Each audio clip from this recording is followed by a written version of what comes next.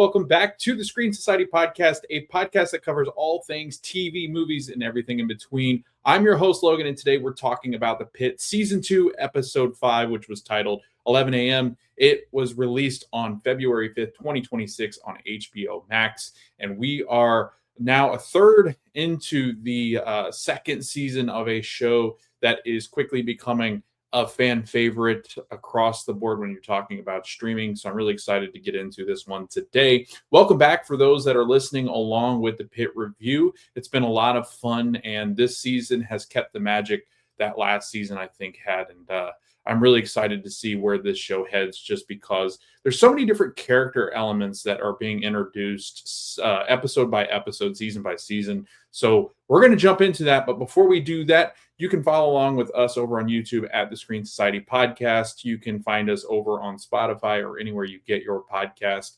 And we have all sorts of social accounts. So if you go on Twitter, X, I don't know what to call it because I've always called it Twitter and I always mess that up. Facebook, we're the Screen Society Podcast. Instagram, the Screen Society Podcast. We will have the username tags down in the notes below.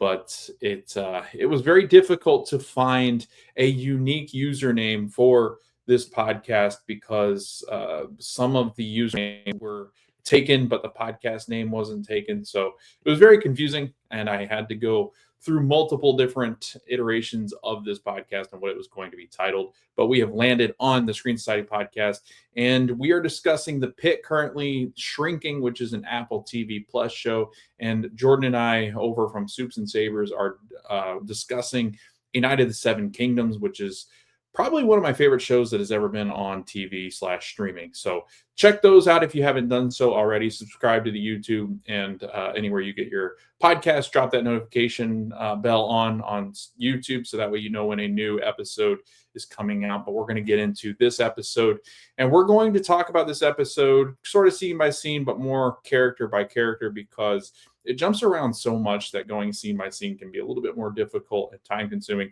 So we're just going to jump right into it.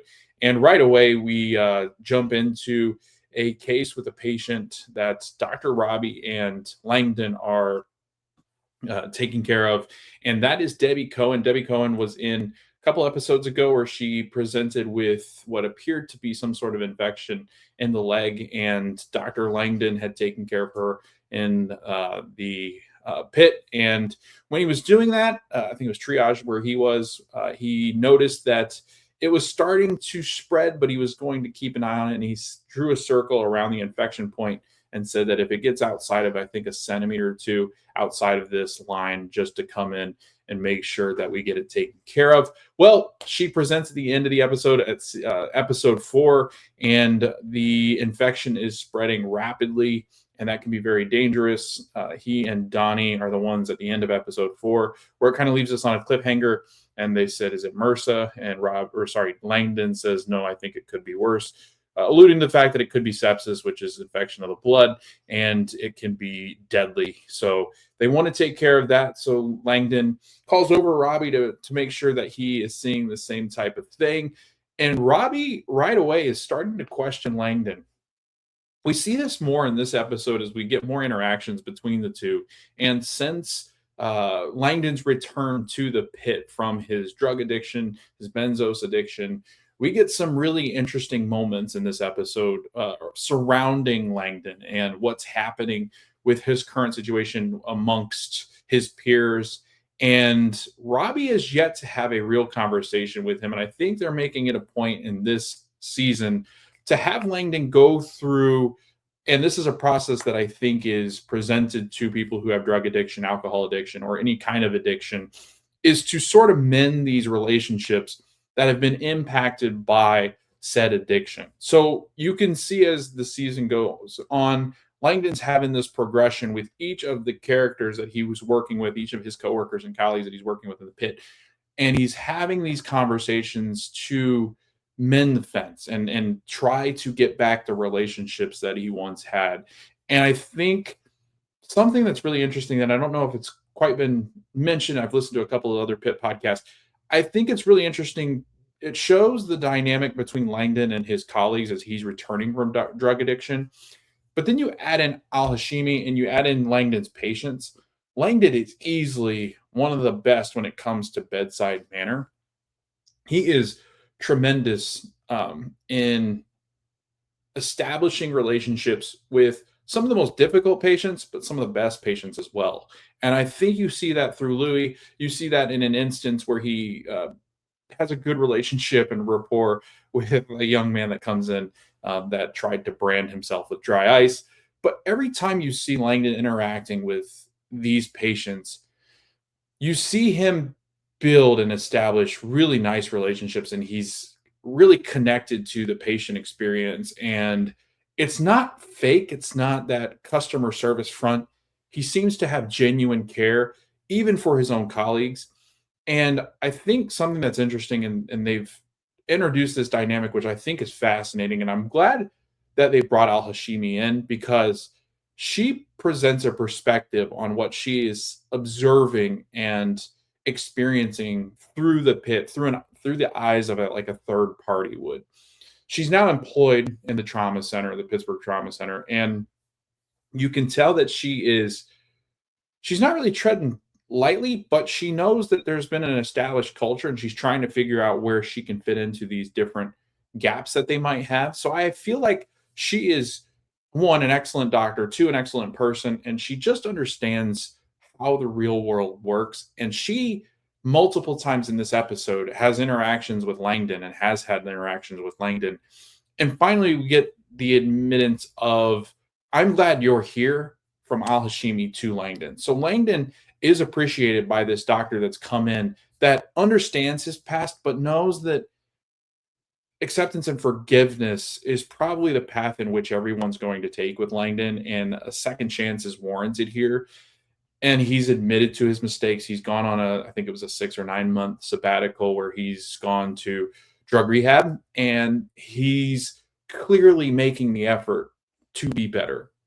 And I get the sense of he is better. You know, you got oftentimes with this, you have two types of people that come out of rehab, right? The ones that are willing to do what they can to get back to a life that is not revolving around drug addiction, alcohol abuse, whatever it might be.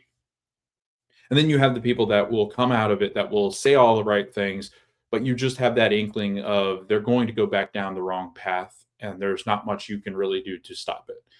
Langdon doesn't feel like that. It feels like he understands where he is headed, what could happen if he doesn't turn his life around. In this instance, he will lose a job, he will lose his friends, and he's lost a lot of that trust with Robby, and he's lost a lot of that trust with his colleagues. But I think because of how nice of a person he is, how good of a human he seems to be outside of that, you really sense that he is making the effort to try to try to get past what he's going through and the challenges that he's faced with. So going back to this patient, there is a lot of turmoil here, and Langdon and Robby will continue in this episode to have a lot of tension over this particular patient, because it started out with, because Robby had banned him to the shadow world of just your basic triage, where you're just dealing with like COVID and flu, very minor injuries that can be solved pretty quickly in the emergency department. He's not going into the trauma center. He's not really dealing with patients with trauma. He's not really being used to his best abilities. And Al Hashimi has seen that, and she's like, why are we not using him?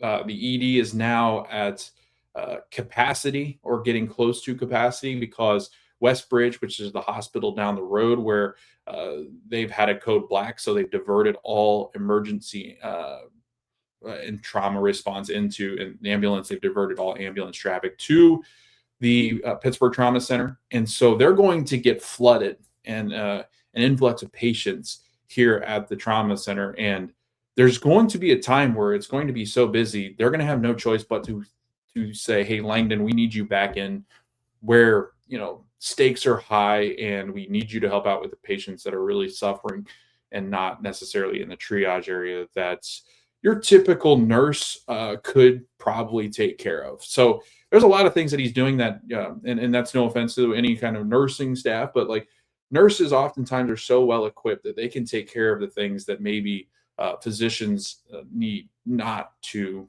step in and try to fix things. So Donnie's helping with this patient. Donnie could very well help with the patient that comes in later that Langdon has to deal with when he's peeling the skin off of his chest because he tried to brand himself with dry ice. That's the kind of stuff that Donnie's like, dude, I got this. Why are you here? Go do something else where your skills can be an asset to somebody else. But Robby has banned him to the shadow world, and he is not allowed to come back because of the heightened tension between the two as time has gone on. It seems like as more time goes on, that is starting to boil to a surface. And now you've got about a quarter of an episode where Langdon and Robby are actually interacting with one another, because up until this point, Robby has basically said, get away from me. Like, I don't want to talk to you. I don't want to have anything to do with you. You go do you and I'll do me, and we're going to stay away from each other. So that tension starts to rise. And then with that patient, you start to see a progression of this sepsis getting worse. Robby is basically like, dude, this is the worst case of sepsis. I think he starts to question Langdon's abilities, because the last time Langdon had seen her, it was not necessarily a huge deal.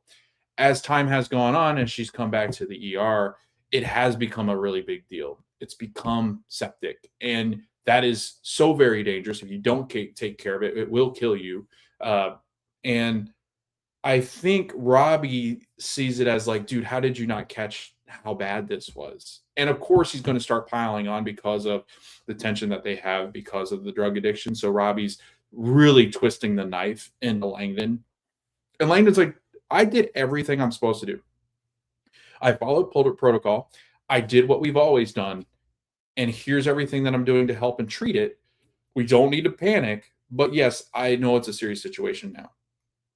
Robby is immediately going, because this is the only time that they have seen this. Robby, this is the only time that he has seen this patient. And so as they go through this episode and through this treatment for this patient, Robby sees it as this is septic, whereas Langdon saw it from the very start, where it wasn't necessarily as concerning, but now has become very concerning just because it's spread.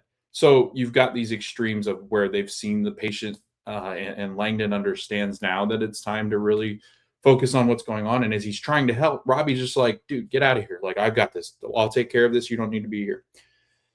And again, Robby being an attending, along with Langdon being an attending, like this, you have to allow your colleagues of a similar skill set help you in a time like this. And he is being so stubborn, Robby is, that it's not allowing Langdon to really utilize his skill set. So now the hospital suffers because of it. His colleagues will suffer because of it. The patients are starting to really suffer because Robby has this beef with Langdon, that he's just not allowing Langdon to do what he needs to do. And Robby can't focus on other patients that he could really help with. And I think that is something, as we get into what Robby and Al-Hashimi are dealing with in this episode, I think that's something to keep in mind. So Debbie Cohen, as time goes on, this starts to spread further and further. Robby is like, we need to get a consult in here. What are we doing? He's like, you need to page surgery and tell them that this is getting to a point where this lady could lose a leg. This lady could lose an ankle, foot, whatever. This lady could die if she becomes septic, and has become septic, obviously. And then as time has gone on, the more sepsis, the more that you deal with septic, like, I guess, outcomes, trying to get the medical jargon right. But as you get further and further into your time with septic shock, then you go into septic shock and you die. And so your blood is infecting everything else. It starts to shut down the system and you go out. And it's getting pretty intense as it continues to spread and spread. Then you see a bula, which is, I had to look this up. It was a blister. So there's a blister that starts to form, and it can get really big. I mean, this is at the point, like, I think from what it looked like, the angle, it looked like it was starting to look like the size of like a tennis ball, and it was growing. and it's a blister that forms because of irritation from the bacteria that is inside of the blood and is causing the skin to blister and basically eat itself. And it's really disgusting. I was like, this is gross. And it's really starting to bubble. It gets to a point where it's almost like the size of a softball. It's so gross. And Robby is like, you need to pay surgery. We need to get surgery down here. Where are they? What are they doing? Where is Garcia? Why is she not here? And I mean, it really starts to get intense. And he's afraid that she's going to lose a limb, lose a life, and Robby is at a point where he just gets to where he just can't take it anymore, gets to a breaking point, and he makes a decision to take a scalpel and basically cut down the leg. Now, this happens after he was like, "Where's Garcia? You need to get a surgeon down here." They send a medical student surgeon down, and he's like taking pictures to go take it back up to like the attendings and the residents upstairs. And Robby's like, no offense, my friend, but you need to send an adult down here. I need an adult. So this med student, poor surgical guy, is just like starts booking it out of the trauma. I think it's the trauma 1 room, or what do they call that? And he just takes off, and he is going to go back, obviously, tell the residents or attending or Garcia that Robby is not happy, that he needs someone with more experience, because this is not going to get done unless they have a real surgeon come down and run a consult on what's going on. It's such a good moment, because it really shows it. And Robby like jumps in front of Langdon a couple of times to get in front of the computer to type in the different meds that this patient will need. And obviously Langdon is the physician on the chart, so he's the one that's making all the decisions. But because Robby decides he wants to jump in front, he takes over as the attending, and he says that this is pretty much no longer your patient. Let me deal with it, because this is out of your league. He's which is funny, because I mean, I would say that, and Langdon is more of a protege of Robby, but I would say Langdon is on equal terms and ground with Robby, but Robby is the lead. So it's really hard, I think, because here's a person that obviously Robby has trained up from the ground in Langdon. And Langdon, I am assuming, was his med student at one point, and he's just kind of followed Robby as a mentor. And then once he breaks that trust in the last season with the benzos addiction, Robby really starts to question everything he does, and that includes his own ability. And Robby, I think, doesn't realize in the moment that he's basically questioning himself, because he's taught Langdon almost everything this kid knows. So it's a real interesting dynamic. I'm glad that they've chosen to do it to start with like this, because I think it builds for a very climactic moment. And I think we're going to get into the next episode, and we'll talk about why. They cut into that leg later on in the episode, and the surgeons are like, what the hell are you doing? And Garcia finally shows up and goes, what are you doing? And Robby's basically cut it open in a moment of like, you need to take care of this. And he says, so basically, like, I cut this open to go, F you guys for not showing up, and now you need to take care of it, because now it's a surgical matter, because I've cut it open. So Robby, again, reacting on his instinct and gut, and just makes the decision to, which I'm pretty sure could get you in a lot of trouble, what he did, because it was a real quick act on instinct and react to things, and just cut that open. It was blood just comes out of it like pus, and you can see Garcia is pissed, like, get the hell out of my get out of hell out of my OR at this point, because you cut open a patient, you moron. So I'm assuming there's going to be a lot of falling out after that. And Yolanda Garcia, she is so good. I really enjoy her. I'm wondering, because as we get more and more with Moan's story, we've got the allusion to the fact that she might leave for another hospital because she's offered a position. So I don't know if that's the direction they're taking Moan, but if that is the case, then maybe we see more and more of Dr. Garcia, because I do really enjoy when she's on the screen. So, the relationship with Langdon, the whole thing. I mean, Robby is basically saying, this is what I have always done. This is something that Robby respects loyalty and trust, and because Langdon has kind of shot that dead, it's very difficult to get back into the good graces of Robby. And Robby clearly shows that he is still acting on instinct. He's a very emotionally charged character, and sometimes that can be detrimental to his relationships, his interaction with patients.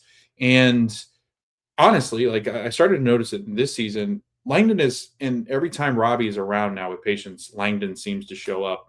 And it actually is showing that Langdon is much more empathetic and caring for patients, whereas Robby is much more methodical, kind of more like Al Hashimi in a way, in the sense of like he is much more like not as connected, and Langdon is very connected to his patients and emotionally invested, and Robby is a little bit more at arm's length, and I think that's because of past traumas as well.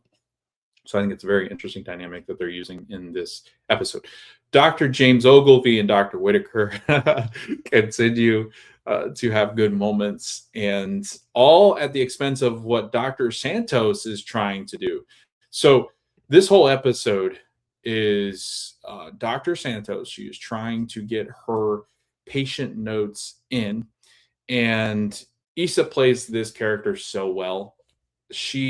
It's funny because I listened to an interview, and they interviewed and said who is least like their character, and they said Issa. Issa is a very like polite, very nice, like not as like stubborn and hard headed as Dr. Santos. Santos is very hard headed, but you're starting to see that she is much more like grounded in reality, and I feel like her character is building a really interesting dynamic between or I guess not dynamic, more of like she's her acting and the way that she interacts with people is much more like symbolic of the relationships inside of the ER currently, where like to try to explain this, Al Hashimi and Robby have their conflict, but in that conflict, Santos will kind of wander into these conversations, and Santos is more of that voice of reason and truth, and she continues to be that for like Whitaker and Ogilvy, where she's much more of that voice of reason, the one that kind of keeps you grounded in what you're doing. Sometimes it can be a little harsh because of the way she presents it, but I think she is needed because she provides so much honesty and grit and just determination to try to figure things out. She's very empathetic as well. I think she also has like a sixth sense of being able to sense when something is going on with somebody and maybe seeing past a facade that people are putting up. And she's actually gotten a lot better. She still does the nickname thing, but I think she's much more engaged with people that are not only underneath her but above her as well. And Whitaker comes over and says, I know what it's like to be in your position as a second-year resident. Let me try to help you. And they're roommates, and you can clearly tell there's a frustration there where they're kind of annoyed with each other. And Whitaker has alluded to it a couple of times earlier in the season where he's annoyed with Dr. Santos. But Santos is just like, I'll figure this out. I've always been somebody that figures things out. And that's where I'm really trying to get to, is that Santos is just somebody that no matter what challenges are thrown at her, obstacles, or how many times she has to divert, she seems to always find her way back to things because she's so grounded in what reality and truth is. And I think that's something that they're really trying to push here in these first 5 episodes, is that she is the kind of stable, flat baseline of what these characters are supposed to be. She's not really rattled by things, but you do start to see her kind of come unraveled with these notes because she's not able to do what she does best, and that is treating patients and treating them with care and really focusing in on and honing in on what the patient actually needs, which I feel like she's always been able to do. And she's not able to do that because she's always sitting at a computer. So she's having Ogilvy kind of as an extension treat these patients. And Al Hashimi said, you need to get these notes done. And Dana's like, how about, because Dana approaches her at one point early on in the episode, she's like, hey, you need to get to this patient, this patient, this patient. And Santos is like, Dana, I am so swamped in this. And as a charge nurse, as a leader, it is so cool to see Dana in these moments, because she is able to say, even to physicians who technically people see above nursing, but nursing takes care of a lot of things that the physicians just don't. But Dana is basically in charge. Like, this is Dana's ER. Let's not kid ourselves. Like, this is her pit. She's the one that's operating. I don't care about the attendings and the residents. Like, this is Dana's pit. And so she's like, Santos, you got to take care of other patients. We are at capacity. There are more ambulances coming. It's going to get even busier because the morning is starting to end and we're getting into the afternoon and evening hours on 4th of July. Like, it's going to get nuts. You need to help us or we're going to break. And Santos is like, Dana, I'm trying, but I've got to get these notes done, because if I don't, Al Hashimi said she's going to make me repeat my second year residency. And who knows if I'll still be here. Like, I've got to get this done. And Dana's like, well, sorry, kid. Like, that's kind of the name of the game. You're going to have to stay after work to do them, which is very common for physicians to stay after their shifts to do into the wee morning hours sometimes, or even late evenings to do their notes and charts. And they're like, no, like, you got to do it. Let's keep going. Like, Dana's pushing her, but like motivating her, not like, no, you need to do this now. Very motivational. And then Dana goes, you know what? I have a solution. Why don't you just tell Ogilvy and your med students to take care of the patients, and then you can kind of observe as you're doing your notes. And she says, fine, whatever, I'll do that. And as the episode goes on, Ogilvy keeps coming back to her, and Ogilvy, kind of on his own, having these moments of reflection of like, he's kind of spooked by things. And there's a patient that comes in, an unhome patient, which I love that they called in that. I didn't know, because I know for so many times, like, it can be sort of a derogatory term to use homeless. So I love the fact that they're using unhomed, and I think it's a common term that they use in the medical field. So this unhomed person comes in, and she's presented with a cough, and she is clearly not able to take care of herself. And Ogilvy judges her off of that, and Santos is like, try to find out what's going on. And Ogilvy's running different tests, COVID tests, flu tests, to see if she's got something like that going on, upper respiratory. And they start to run different tests on her. Come to find out, she's got TB, tuberculosis, which is very, what's the word? Why can't I think of the word? Contagious. Thank you. I was looking to my producer. There's no producer over there. But yeah, contagious. And so he comes back and goes, my patient has tuberculosis. Are you kidding me? Like, damn it. Like, this is crazy shit that's happening. And Santos is like, dude, put on a mask and you're going to have to test for it. And he goes, but I'm not even like in the contagious period. And she goes, it doesn't matter, because you're going to have to test now and see if it does convert later on down the road. I think it's like 6 or 8 weeks that he's going to have to get tested again. If it converts, then we'll know kind of where that contagious period was. So, and they'll know how to kind of treat, based on how long ago it was and different things like that. And so he puts on the mask and he's like, what the hell? This is like a shit show that's going on today. And, but it's an interesting moment, because he returns after he's had this interaction with a patient, and this patient doesn't have the means to take care of herself. She can't really seek out medical advice and medical attention. Finally, she has just given up, and where she's like, I need some help. Obviously hospital's not going to see anything from that, but they can't refuse treatment. So when she does come in, she is annoyed, and there's a lot about like the failure of systems in this episode, which I find very interesting, but we'll get to that. But Ogilvy's having an interaction with her, and she said that, he's asking her different questions, and I'm trying to remember exactly the questioning that he asked, but he's basically asking her things that are pretty obvious. They're pretty obvious answers to what is being asked. Oh, he goes, do you smoke? And she says, yes, like I've smoked in the past.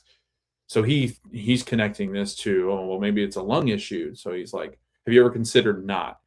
Ogilvy's kind of an asshole. Like, he just kind of is. He's very pompous. He's very intelligent. So I think that's why he does this.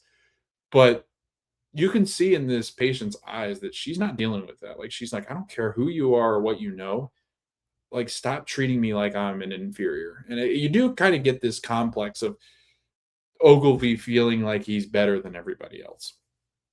And it's not like truly aggressive the way that he does it, but he does it in a very backhanded way of like, I'm better than you, I'm smarter than you, I know things. And this patient kind of gives him this truth serum of like, dude, like if you can treat me like that. And so then he's asking about different things, and she is not having it. I don't think we get really any more in that case, but we then get another patient that comes in that is having some issues with pain in the stomach, and you can tell is not feeling it. She's an older patient, and um, she is. I'm trying to figure out where they are in my notes because I forget the patient's name. Trying to find it. 1 second. We get. Sorry, it's trying to find these are impossible. We get a patient that's an older patient, and I don't know her name, and I'll try to find it as I talk about it. But basically, this patient has issues where she's um, severely constipated, and she's taking painkillers because she's got a lot of pain as an older woman. I think she does something to her back where they were having like a dance competition at her facility, and she hurts her back. So she's taking some pain medicine. Pain medicine can cause constipation, and we get fecal impaction, which is the blockage of just where you get so constipated that you're not able to move the bowel through the intestines and through the gut, and you're not able to shit. And they've tried enemas, they've tried different things to release that, and they have not been successful. So the next thing that they have to do is a manual disimpaction procedure, which is essentially just taking your fingers and removing human waste out of somebody through the anus. And it sets up for, I think, the funniest moment we have yet in this season. I'm trying to think if there's anything else that's funnier than this. But Ogilvy is going in to do the procedure, and they're like, Santos, you're going to have to teach him how to do that. And he's like, I don't know how to do that. I've never done this. Like, you're supposed to teach me. She goes, you know who I think would be the perfect teacher? And because she's annoyed with Whitaker, or roommate, she's like, I know who could teach you. So she gets Whitaker, and Whitaker's fine. Like, I'll teach you how to do it. So he goes in and he goes, double up, double glove up. Ogilvy, we're going in. And they start to remove the poop. And it gets to a point where she's unblocked enough where the patient just poop cannons all over Ogilvy's, like they put like a gown on, like a white gown thing on. It goes all over, and she's just like, this feels great. After farting a couple times, it's pretty funny. It unblocks the system, and the patient is given some relief there.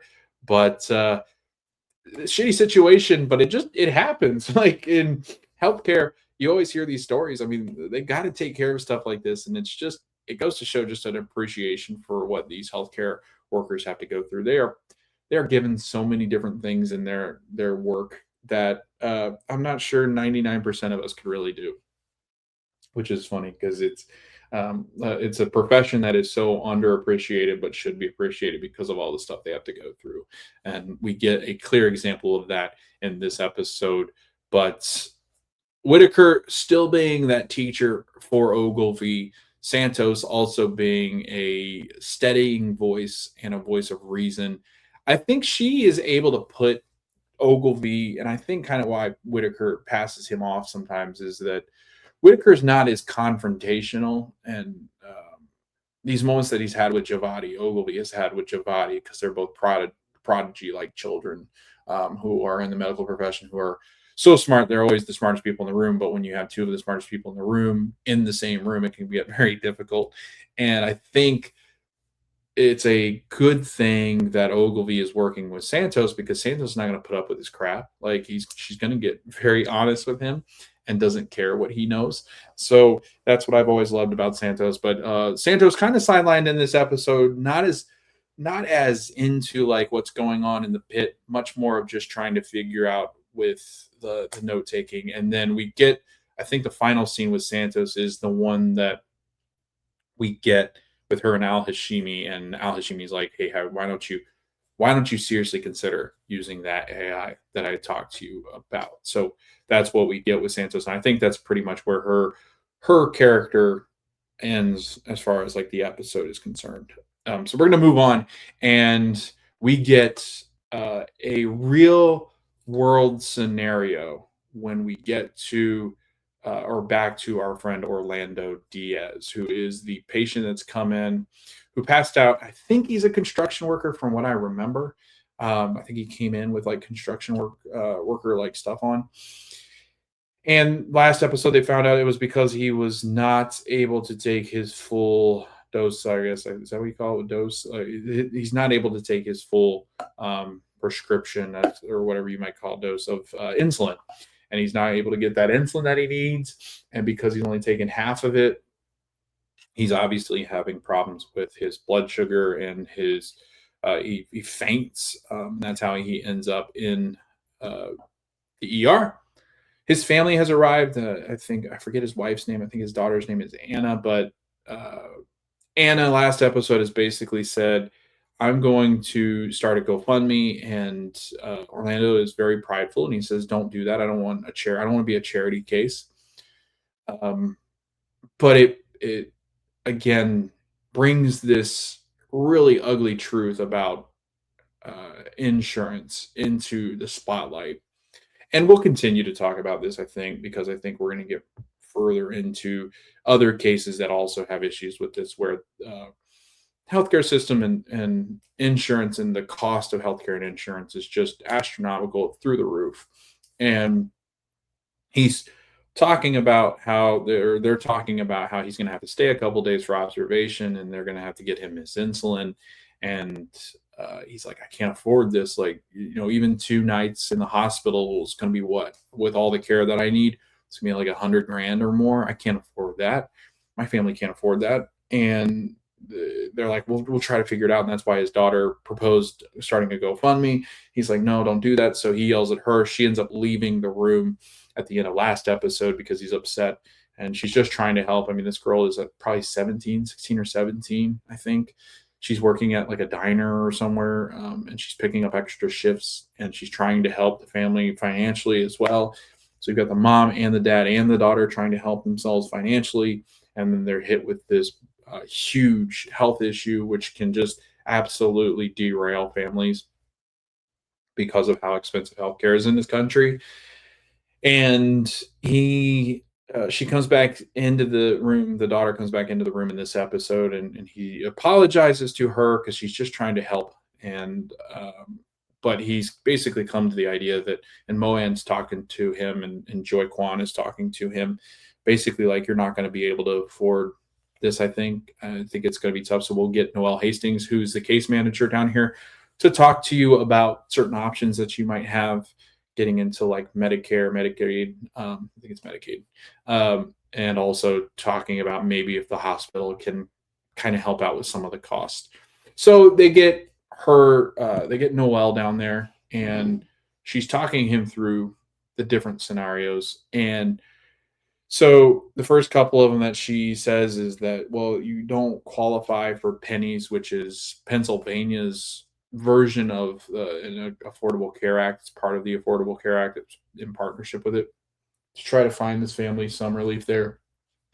Medicare won't take care of it because neither can they get into the pennies. Like, they can't get into the penny system because or program because they make too much money, which is wild, because he says that we barely make enough money to make ends meet, but that's just enough money to get out of where I need to have affordable health care. So he doesn't qualify for that. He doesn't qualify for Medicare, government assistance. He doesn't qualify for the hospital's charity fund, because all hospitals typically will have some sort of charity fund where they pool money from, whether it be from board members or community donations or whatever it might be. They have funds to try to help and assist some of their patients depending on the amount, and they're not able to do that. They don't qualify for that because the income is just over that threshold as well. And then Noel presents something where there is something with a private insurance company where they'll agree to pay 60%, I think it is, and then the hospital pays the other 40%. So Orlando would be, and his family would be in charge of paying about 60% of the bill. So he says, well, if I'm in here, it's 100 grand for my stay. That's 60 grand. I don't have 60 grand. And most people don't have 60 grand. And he's like, I can't pay for that. And so that's not an option. And Noel's like, I don't, there's not really other things. And Dr. Moen is like, yeah, like treatment is the only option. And then Joy Kwan, which I don't know what her nationality is, but she says something along the lines of, not along the lines of, she goes, no, there are other options. And Moen's like, what? And she's like, basically, like, you don't need care. Like, you could try it. But she said there's other options, because she then presents an idea where if he's not taken to the ICU, which is where they're going to have to admit him, if they took her to, I think it's surgeon ortho, or ortho and rehab, basically a floor that is not as expensive to stay in. ICU is going to be expensive because of all the level of care you get in the ICU is a lot different than the level of care you get on the other floors. And so they say you could cut your cost down by like 40%. She goes, the case manager, who is a nurse, the case manager says, you know what, I'll look into it. I'll ask the nurses, the charge nurse on that floor, in that rehab floor, if that's okay, if we can borrow one of their beds. A lot of times this isn't quite as possible in other hospitals because it's very crowded. And then some hospitals just won't allow it because it bogs down their systems. It disallows for that floor to have other patients that might need that floor. There are a lot of hospitals that would have denied this, like, no, we're not doing this. And there's other nursing teams that would be like, no, we're not taking on more patients because we're understaffed. We don't have the means to take care of another patient. Totally get that. So it's kind of rare that this actually happens, but it does, and they do allow for it. They're going to move him up there. It's going to save, but I think it's going to still end up being like 20 grand for his 2 nights in the hospital, which is crazy. And the hospitals have payment plans. A lot of times, what will happen? A lot of times, the families that can't afford the healthcare, which is a lot of families can't afford healthcare, they'll just let this go to collections, and then collections never sees the money, because the hospital gets the money from collections, whatever they can, and then the hospital moves on and pays for out of their own pocket. So the hospital's losing money on a lot of this stuff. Insurance companies losing money, and that usually upsets the big bosses. And so then healthcare is oftentimes even more expensive because they're trying to cover up for the expenses that they lose. So this is where hospitals and them lose a lot of money, is when patients aren't able to pay up on their, or insurance companies don't pay up on some of the premiums and things like that. It's crazy, this world that we live in because of healthcare. But nonetheless, we move on. We're going to talk then. So we got Mr. Diaz, we got Tina Yardley and the tuberculosis. We talked about our patient that has sepsis. We've talked about Santos. I think the next thing we could probably cover is, let's get more into Al-Hashimi and Robby. So in this episode, we again see a lot of Robby and Al-Hashimi together. And we've had the flirty moment last episode. This episode, we get a frustrated Dr. Al-Hashimi. And she is frustrated because Dr. Robby is constantly watching over her and observing her and asking her if she's gotten these patients taken care of. Are they getting them the necessary treatment that is needed? Basically, like, he is kind of the boss and overseeing the whole thing, but she's on the same level as him. She's going to replace him as he goes on his sabbatical, and she's like, dude, what's your deal? what is your problem? And it's all wrapped into this idea again that Robby has yet to face his demons and admit to the fact that uh, he's not like a helicopter and he's not real controlling and abrasive, but he does not like to lose control. Like it does feel like Robby wants to at least have control on everything that he oversees, and not to the extent where it's micromanaging, but I think he finds comfort in it being able to control what he can control, and when things are out of his control is what really bugs him. I think some of it is genuine in this episode where he's going, and he's always done this. He always pops in to see what his staff is doing. So he's always popping in. Like for instance, he's always checking in on Whitaker, and Whitaker's always doing a real nice job. Mel, he checks in with Mel. He checks in with Santos because there's a time where Santos is getting real frustrated because she's dictating and people keep interrupting her while she's trying to get her charts and notes done. And Robby goes, "You writing a novel?" And but just to like check in to make sure she's okay. He's checked in multiple, like he's had a good relationship at this point until with Garcia, but Garcia and him have this run in here in this episode. But he's checked in on Ogilvy. He's asked how the med students were doing. He's asked how Quan is done. He's checking with Dana quite often. Noelle comes down, and they've obviously had a romantic past where I think they've slept together. Now that we get confirmation that she knows that Robby sleeps with the TV on because she has this interaction with Robby. After seeing Mr. Diaz, she comes over and she sits down at a desk to type in some notes. Robby comes over and he pretends to tie a shoe, almost like it looks like he's almost proposing. It's kind of weird the way they kind of positioned him. But they're talking and she goes, "Hey, I hear you're going on this sabbatical," which I guess she, well, she knows that he is, but she's like, I guess you are going on this. Like you're confirming you're going on. And he's like, "Yeah, I kind of need that time."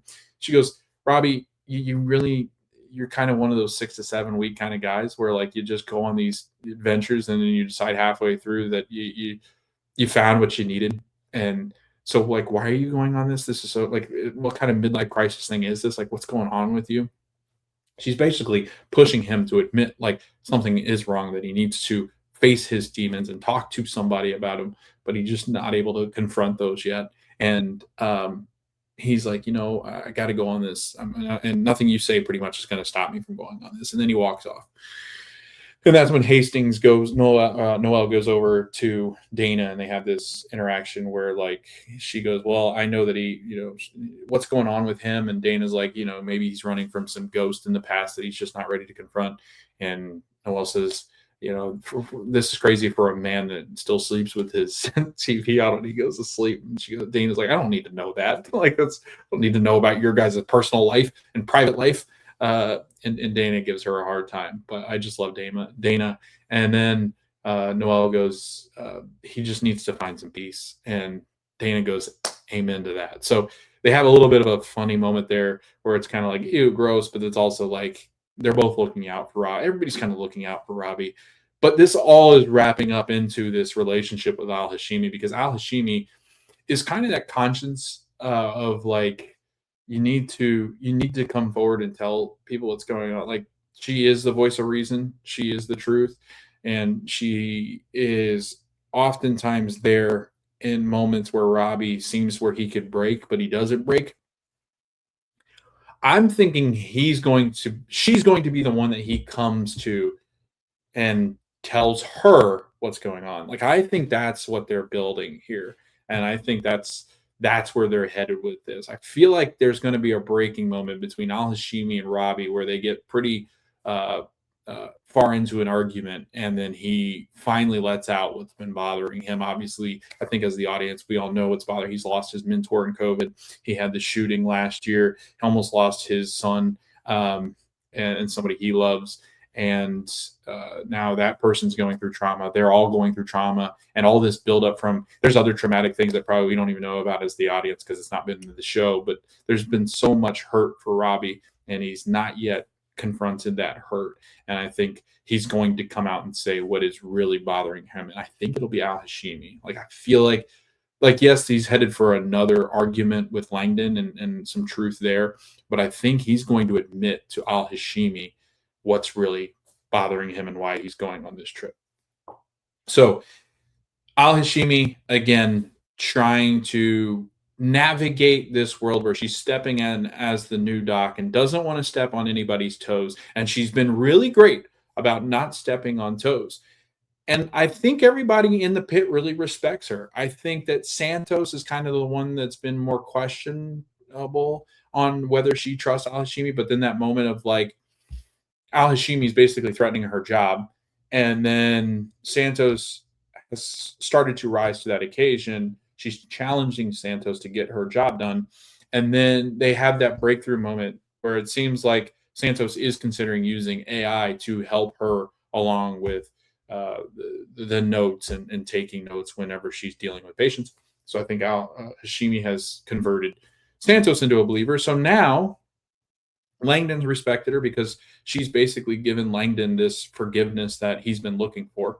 Mel's trusted her because Mel has a hard time too trusting people. I think she'll kind of look to Langdon because what Langdon oftentimes will do is accept people or whatever Langdon does. Mel is kind of following in his footsteps because they're such close friends. You've got Whitaker, who we have not seen have too much interactions with Hal Hashimi, but every time he does, it's kind of like he's bought into her already. Mel is also going back to Mel. She's very type A, and I think Al Hashimi is very type A too. So I think that is something they will agree with. Javadi, we really haven't seen much with her, but I think just being a younger doctor, I think she kind of just accepts people because she's afraid of stepping on people's toes. So Javadi's bought in. Moan, I think we've not really had much with her as far as her and Al Hashimi, except for I think a couple interactions where she's been talking about the insurance issues that Dr. Diaz or that Mr. Diaz has had. Kwan seems to be bought into the AI stuff as well. So everybody is pretty much on Al Hashimi's side except for Dr. Robby. So we shall see. I don't think, again, that they're really presenting her as an antagonist in this show. I think it's just conflicting, not interest, but conflicting opinions on how to go about taking care of patients and what's best for people. And they have totally different leadership styles. Al Hashimi is much more hands on. Dr. Robby is much more of, you know what you're doing, and we'll do it together. And two very effective leadership styles when you do them correctly. And I think that really has garnered respect from everybody. But Langdon and Robby are really going to get to a moment where there's a lot of friction, and I think that that's really set up with this last scene. So I want to talk about the last scene because I feel like oh no, I want to talk about one more thing. I totally forgot about this patient because who is it that's taking care of her? It's Dr. McKay.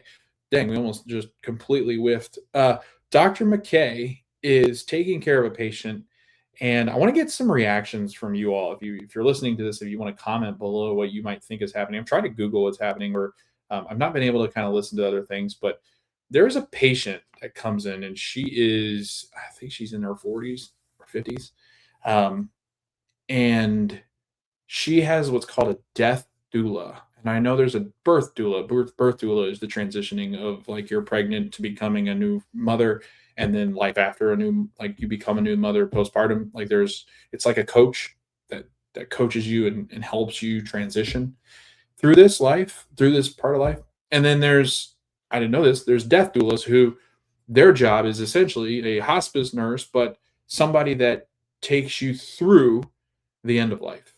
And it's not a hospice nurse. It's like, while yes, she is a nurse, she is somebody that administers her drugs, but also deals with the mental fallout, mental aspect of end of life care.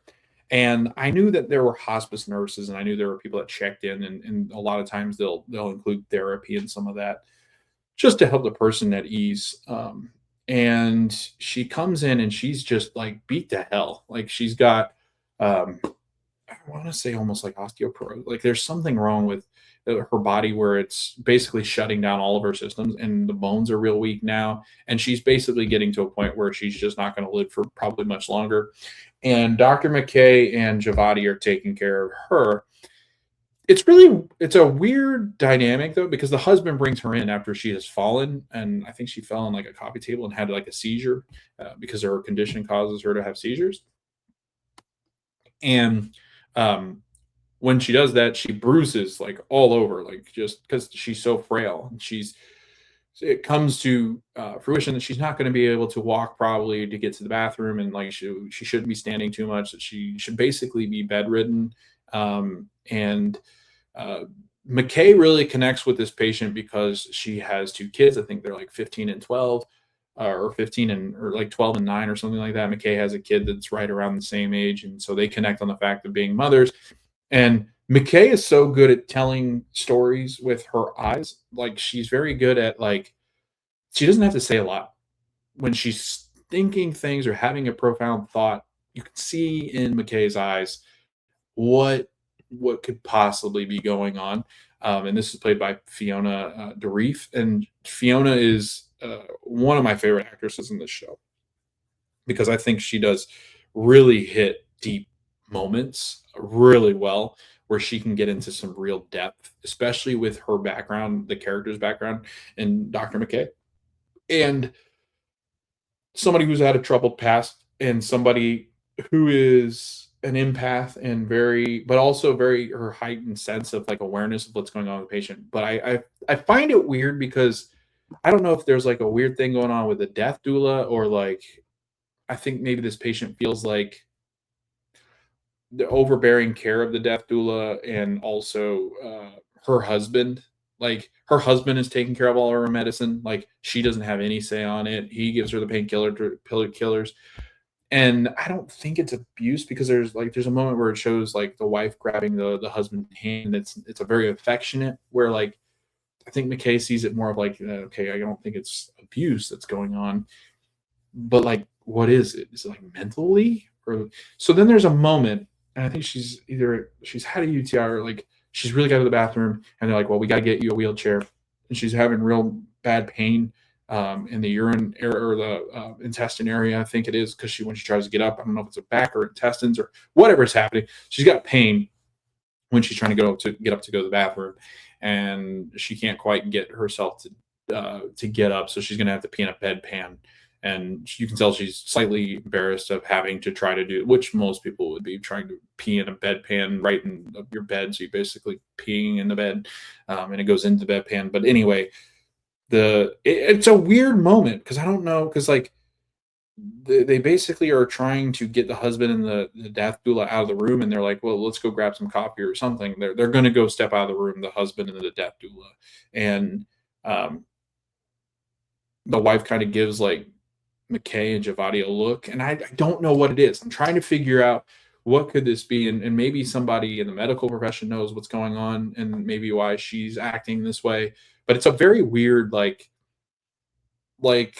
get them out of the room so I can tell you what's happening. And I don't know if it's like, just let me die, and he's trying to hold on for dear life, because I could see that the death doula having the conflict with the husband of like, she's a hospice type person where they're just trying to ease you into death.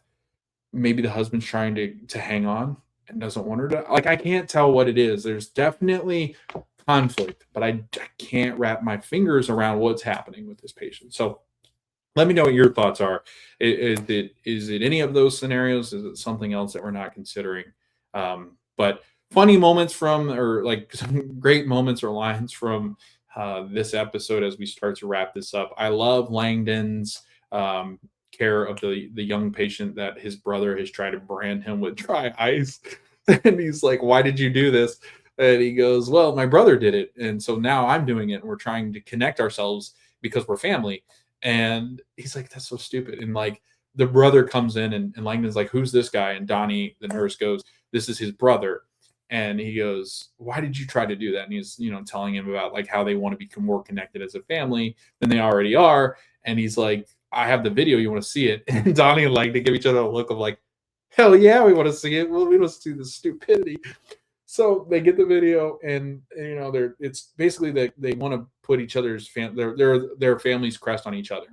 And the video plays, and the guy obviously freaks out because dry ice on skin is just disastrous. It can be very harmful.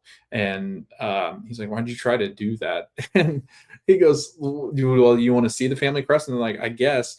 So the brother pulls down the shirt, and on the back of his shoulder, it's the Pittsburgh Penguins, the hockey team, the NHL hockey team logo. And he goes, your family crest is the Penguins logo? And the guy goes, well, yeah. And we want to be more connected, though, as family. And Langdon goes, how about DNA? It was so funny. I love that moment. Again, and I've got it over here playing to the side. The moment where Robbie tells the surgical student that he needs an adult. That was a really good scene. I really enjoyed that. There's a couple things that I forgot to mention. There's another patient who's brought in who is a prisoner and a big time prison. I think he's in, I want to say state prison, federal prison. He comes in with the orange jumpsuit and he's beaten and battered. And this patient, I think, is used more for protocol and how Al Hashimi and Robbie really interact, but also how Al Hashimi leads and much more of a teacher than Robbie, I think. Robbie's much more of a hands off, let them figure it out themselves and then I'll teach. Whereas Al Hashimi's like, I'll teach as I do or as we do. Um, and kind of questions different things that the residents and the students are doing. But the reason why I mentioned that is that this patient doesn't seem to have too much going on right now, but it does show you that another dynamic of like sometimes really bad people will have to come into the hospital, and no matter what, these people have to take care of them and care for them, and they do such a wonderful job of being empathetic. No matter what this person's background and why they're in prison doesn't enter their mind. And there is a a prison guard who brings him in, who is then in charge of staying with the hospital team in case this person becomes um, uh, confrontational. And the patient never does because he's so beat to hell. But like you can see the physicians saying, can we at least just take the handcuffs off? Like we need to be able to help this guy out. Like, and the only way we're going to be able to do that if we take the handcuffs off. And the guard's like, no, this is protocol. This is what we are told to do. It's for our safety and your safety that this guy does not have his handcuffs off because he could attack. And Whitaker and Javati and Mel are like, well, we can't really help this guy if you're not allowing us to help him. But it just shows that interesting. I mean, it's something that they have to deal with, and that there's nothing wrong with what that police officer is doing. Like he's doing his job, but sometimes that can cause problems. And they're both doing their jobs correctly. They're both following the protocols that are in place to help each other and keep each other safe. But again, sometimes this happens in the real world, and it's so cool to see that presented here. Um, and then another thing at the very end that I want to mention, and I'm saving this for last because it's left us on a bit of a cliffhanger here. So, our boy Louis, our frequent flyer, is getting his stomach drained because of overconsumption of alcohol. Dana stops. There's a patient that is brought in that is brought back from Westbridge. He was going to Westbridge because they had the health insurance wouldn't cover him at Pittsburgh Trauma, but his healthcare does work down the road at Westbridge. So they were transferring him to Westbridge. They brought him back because of Westbridge Code Black. And he has a family member, somebody in the waiting room come back, and he's got like a cooler of beer. And Dana's like, no, you cannot drink beer in the ER. And she puts it on the nursing station. And then Robbie grabs a beer out of it and says, I got an idea. I've got a patient that probably would need this on his way out. And right away I was like, well, that's for Louis. But then I was also like damn, Robbie, like you just like Langdon has just had these conversations about not having any more drinks, facing his demon of being an alcoholic and trying to get better. And I think Langdon's trying to use his journey to help Louis get better, and maybe he should consider rehab. And Langdon's trying to connect with him on a personal level and, stop drinking. It's killing you. And Whitaker, same thing. But here's Robbie grabbing a beer, getting ready to give this guy who's just had his stomach pumped and giving him a beer in the hospital. It's wild. And so Robbie's going through it, man. Like there's something going on with Robbie. And I think that is something they're trying to get through to the audience is like, Robbie's not right. He's dealing with some stuff and he's just not thinking clearly. And I think he's gotten so pissed this episode about certain things. It's starting to boil up underneath the surface. He enters the room and Langdon is saying, hey, we need help in here. Louis is dying. Louis flatlining. And so push the bed back. They're getting ready to do a code blue, I think it is. He's not responsive. They're calling in the crash guards. They say, Perla, grab the crash guards. We need them. And I have thought this is where this was headed this season. I thought Louis had a chance to die in this season. I think it sets up his death would set up Robbie and Langdon connecting. It would set up Langdon understanding that like his journey does mean something. Um, I think it will also trigger a response where Langdon feels bad because maybe he wasn't there for Robby as much as he felt like he should have been because of his drug addiction. And he's had to leave and he's not been around to be able to try to coach Louis up on this. I think it's going to cause a lot of things for Langdon. Maybe even you see him maybe struggle with grief and maybe he might relapse or is thinking about relapsing. So I think they're setting up that.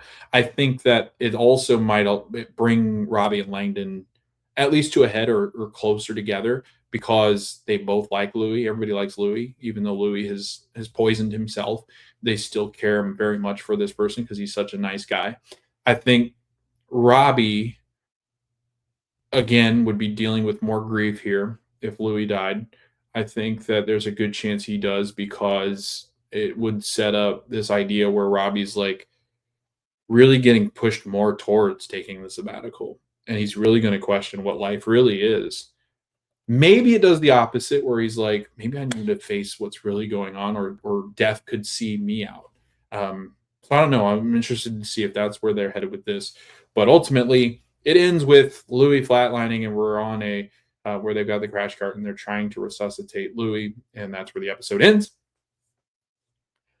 9.5 out of 10 for me. I loved this episode. I thought it had great pacing. Every real world thing that the Pitt tackles is just unbelievable. It is so gut wrenching. It is so true to what we experience as people who are in this healthcare system in this country. And I think it tackles it without being abrasive towards different things and really calling things out in the spotlight. It really does a way of like it's nice and subtle the way that they do it, but it is calling out certain areas of like health insurance is completely unacceptable in the way that we charge people and people who can get care to affordable care in healthcare. I think it's unacceptable the way that we uh, keep people from getting the necessary care that they need. And I think until you're faced with that, you don't really appreciate that. And I think that's what this show does a really nice job of. Uh, it's so cool, man. Like this show is so unbelievably done and well written. The characters are great. The actors and actresses are phenomenal. Probably some of the best casts that we've seen in a very long time in TV, and I just love them. Like I love tuning into this every Thursday. I'm so glad that it is continuing on with season 3. We've already got that confirmation. We're only a third of the way in. There are 15 episodes. We're only through episode 5 at this point, and we've already got some really great moments. And I think we're still quite a bit away from Langdon and Robby really hashing out. But I think we're finally to a point where we're going to start to see them interacting more and more. And I think we finally will get a conversation between the two coming up where I think we're obviously not going to get a quick, like, Robby's like, I forgive you, dude.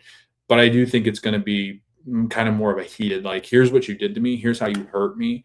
And he's going to unload on Langdon, or Langdon's going to unload on Robby. And I think that's where it will build into later on in the season when we finally get them back to a little bit of resemblance of what used to be for their relationship. But stars in this show, I mean, Noah Wiley, Patrick Ball, Catherine Lanasa, Supriya is really good in this, Dr. Moyen, Fiona, Taylor, Akisa, Karen, like, they're so good. Shabana, like, I could just go down the list and name them all. They are so good in this. I think the real scene stealer now at times is Sepida. I think is that how you say her name? Moafi, who plays Baran Alashimi.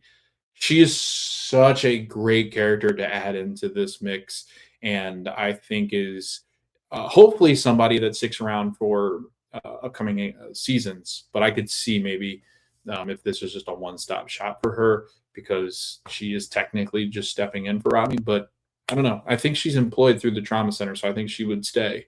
But I don't know how that all works. I don't know if you would necessarily have two leads of an ER that weren't on different shifts, because I think Dr. Abbott is the one that's on the night shift that is attending. That's like Robby. So, and he's not shown up yet, but we did get confirmation that Dr. Abbott would be back. We got confirmation also that oh man, the real handsome nurse. I can't remember what his name is. Not the guy that's been absent from the episode or the season. He's going to come back, but he's been starring in like another show, so that's why he's not been mentioned in this season yet or seen in this season. But he will return. I can't remember exactly what his name is, but he's going to return too. Other than that, man, I really enjoyed this episode. This was a lot of fun. I'm looking forward to seeing what happens in the next episode. I think just some early on predictions. I think something's going on with that patient that is bruised up, that had the seizure, and the husband and the death doula are taking care of her. I think it might be an overstepping of the husband of the death doula, where this patient just kind of wants to go, and she's at peace with wanting to go, but they keep trying to keep her alive. I think that's where that storyline's headed. I think the Al-Hashimi Robby relationship, I think we're coming to a point there. I do think they are romantically charged now that I've seen some of this. Like, I don't know if they start dating. Obviously, this is one day, but maybe next season we pick up when they're dating now or like have slept together or whatever. I do think they are romantically charged towards one another. I think that the Noel Hastings relationship is more of a fling for Robby as he's just trying to work through some of this trauma. Santos, I kind of don't know where we're headed with her. I think we're headed for her breaking point of like she cracks a little bit under pressure, which she's always just a steady force. So we do kind of see a different side of Santos where they're building something there with the way that she's been in the last couple of episodes, and then missing on the abuse case that she thought was abuse or whatever happened. Louis, I think Louis is going to die. I do. I think that it would set up some really deep moments for some of our characters, unfortunately. So I do think Louis might pass. I think Ogilvy might get to a point where he considers leaving the medical profession. Like, I feel like he's going to get something so wrong that it really rattles him. And I do think that he might consider it. I also think Quan, I don't know if the med students make it. I'm starting to think of like where they fit. And I know med students will go do their residencies elsewhere, but I kind of feel like both of them aren't really long for the Pitt. Quan's really great. She got really. Oh, I forgot to mention. There's a part where she mentions the fact that the reason why she's so resourceful in helping Mr. Diaz get healthcare on the cheap is that her parents had to. So she has this really great line of, if the system's not going to system, you got to system the system. I was like, damn, like that is such a great line of like, you can't let the system. If it's not going to help you out in the way it's supposed to, then you've got to system the system, which was brilliantly put. I loved that. But we're getting some really good moments from Quan. So maybe Quan sticks around. I just feel like Ogilvy's headed for like that, the know-it-all that just like completely crashes because maybe he doesn't know everything that he does. So we'll see. We'll see if that's where that's going. Mel, not really sure. Her deposition does get mentioned finally again, but we've really got no like understanding of when that's going to take place. It's really weird that it's happening on 4th of July because everybody that I listen to that works at the ER, like they would never do a deposition on the 4th of July. So, which also makes me think maybe this lawyer is just an asshole that's doing the deposition. He's working on, or she's working on a holiday. What else? Anybody else? Langdon, I think I've said enough about him. I think Dr. Moan, with her mom calling her nonstop, something's going on. Something is definitely happening. And Moan's just been so absent from trying to answer the phone. She does have this moment with with Dr. Quan and Mr. Diaz and family where she seems to be less appreciative of Quan trying to find ulterior motives, and Moan's just trying to kind of go with what the hospital wants. So that was interesting, but again, not much there. Whitaker, he and Santos seem to have that beef, but I think Whitaker's, again, there's something that's going to happen with him that maybe he messes something up because Robby seems so proud of him right now. It seems too good. All seems too good with Mr. Whitaker.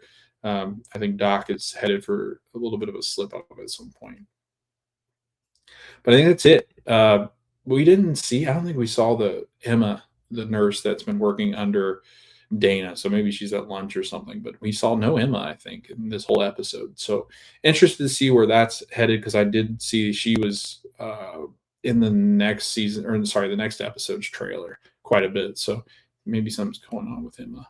But that'll do it. thank you for listening. Thanks for watching. If you've got this far, again, I'm really enjoying this show, season 2, and is arguably one of the best shows on TV. And HBO has the 2 best shows on TV. It's not even much of a hot take. I think Night of the Seven Kingdoms and The Pit are the best 2 shows right now on television. So definitely check them out if you for some reason listened to this episode, or you binged all the way up to this point. Keep watching, because this show is just on a magical run, and I think will continue to be a magical show for the many years to come, because I think Noah has some plans to keep on doing this show as long as it's successful. So I love it.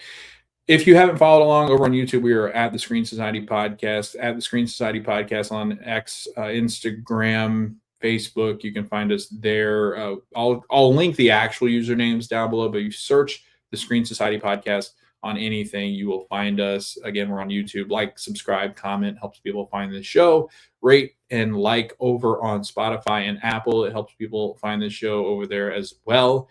Thanks for listening. Thanks for watching. We will be back with another recap of season 2 of The Pit, episode 6, which is titled 12 p.m. Can't wait to see what is going to happen on the noon hour in the ER. So thanks for listening again. Thanks for watching, and we will see you next.